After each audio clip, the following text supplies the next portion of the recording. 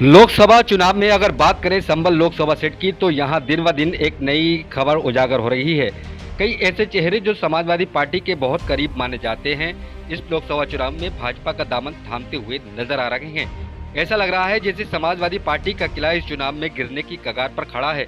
तो वहीं माना जा रहा है कि इस बार भाजपा 400 पार के नारे को पूरा करके दिखाएगी, क्योंकि यूपी में ज्यादातर सीटों पर भाजपा को विरोधी दलों के कार्यकर्ताओं और नेताओं का समर्थन मिल रहा है। आपको बता दें, इन 4 दिनों में इस लोकसभा चुनाव में संभल लोकसभा में बहुत उलटफेर देखने को मिले हैं।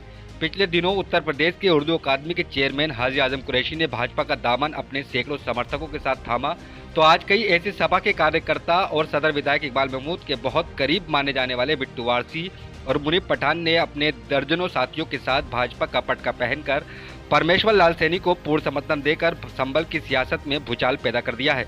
बिट्टू वारसी और मुनीब पठान के भाजपा में शामिल होने से शहर में चर्चा है कि दो परिवारों की गुटबाजी का नतीजा है कि जो सपा के कार्यकर्ताओं को आज भाजपा का दामन पकड़ने और सपा का दामन छोड़ने पर मजबूर होना पड़ा है। और आरोप यह भी है कि सपा के वरिष्ठ नेता के इशारे पर सपा प्रत्याशी को हराने के लिए ऐसा किया जा रहा है।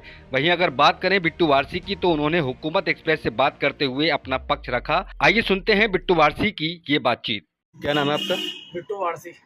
बिट्टू जी, आज आपने भाजपा ज्वाइन की है, आप सपा के कट्टर सिपाही माने जाते थे, आखिर क्या कारण था भाजपा ज्वाइन करने का आपका? देखिए, मैं आपको बता दूं, मैंने 2012 से समाजवादी ज्वाइन की थी और तब से लेकर अब तक 2024 चल रही है, बिल्कुल ईमानदारी से एक चुनाव लड़ा है समाजवादी पार्टी को। लेकिन इस चुनाव में मैं देख रहा हूं माननीय अखिलेश यादव जी की रणनीति ही कुछ अलग है।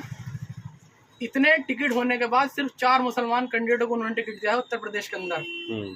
क्या मुसलमान सिर्फ वोट देने के लिए उनकी पार्टी में? हमारे मुरादाबाद से स्टेशन साहब का टिकट मौजूदा सिटिंग एमपी थे, उनका टिकट मैं पूछना चाहता हूँ आपके चैनल के माध्यम से क्यों काटा गया? क्यों वहाँ का टिकट, एक मुस्लिम बहुमूल्य सीट का टिकट एक नॉन मुस्लिम महिला को दिया जाता है, रुचि वीरा जी को, आखिर क्यों दिया जाता है? आपने भाजपा ज्वाइन की है, भाजपा ने तो कुल एक प्रत्याशी अपना उतारा है भाजपा ने।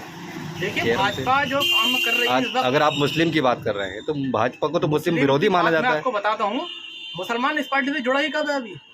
मुसलमान एक बार समाजवादी छोड़कर, बहुजन को छोड़कर एक भाजपा में एक बार वोट करके तो देखे, फिर पता चलेगी उसे अपनी अहमियत क्या है। यूं बुराई करने से बात, रिश्ते बिगड़ते हैं, बनते नहीं है। एक बार मुसलमान अच्छी तादाद में, अच्छी अक्सरियत में भारतीय जनता पार्टी को वोट करके मोदी जी को फिर एक बार, तीसरी बार प्रधानमंत्री बनाने का काम करें। शहर में चर्चा है कि किसी के इशारे पर आपने भाजपा ज्वाइन की है ताकि जियाउर रहमान वर्ग को हराया जाए। नहीं, ऐसा कुछ नहीं है। मैंने किसी के इशारे पर कोई भारतीय जनता पार्टी ज्वाइन नहीं की है।